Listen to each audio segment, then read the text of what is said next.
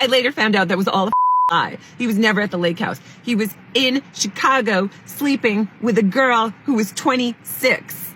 Want to know what to expect if you're dating guys in their 50s? Listen to this terrible, tragic tale. This guy, let's just call him Paul. Paul from Connecticut. This guy was 57. We matched on Bumble. Really, really, really handsome. Tall, slim guy. I want to say he was like 6'5". His profile was kick-ass. Always looking for the good things in life. I love my family. I have my 2 grandbabies who are my world to me. Like, he seemed like, it's like, oh, this guy seems so sweet and cute and nice and great. And I found a gem. No! Put it back on that shelf for a reason. Don't take Paul down from the shelf. Comes in on the date. This guy's like hyped up. Like, he comes in like super amped up. Like, I was kind of like, sir, are you okay? I'm high energy. This guy made me seem like I was asleep. I don't drink coffee. Like, I'm the highest energy person you're ever going to meet. And I'm like, shut up. Just shut up and be handsome for a minute. Shut up. Let me take it all in. So he had been married twice. He was married for 10 years, got divorced, and then was married for 20 years. But he had like 5 kids from his first marriage. Tells me the story about how things weren't great with his first marriage. He was working in the city. He had his own company. He was in the city.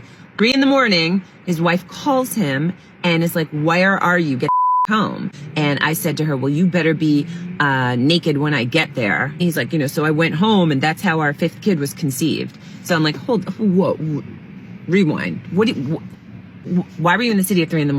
when you have 4 kids? It's like, were you with another girl? And he was like, yeah. Ex-wife's best friends, like, how you have couple friends that you're best friends with, and your children grow up together and the kids, and the kids are like your own kids, right?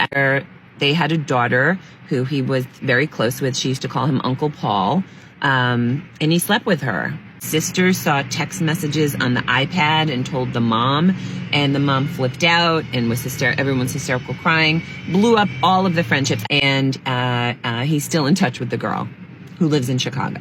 And I'm like, what else is he going to tell me? So I was like, so come on, tell me, who else are you dating? Starts laughing bashfully, and then he pulls out his phone and shows me a video that a girl had sent him that day, and she's 24, and it was a video that she filmed of herself just eating lunch. And I'm like, who's that? I see her 2 or 3 times a week, but we don't sleep together, but we do everything else. So I'm like, oh, so you're dating this girl? And he's like, well, but she's not my girlfriend. So finally I say to him, I will never date you.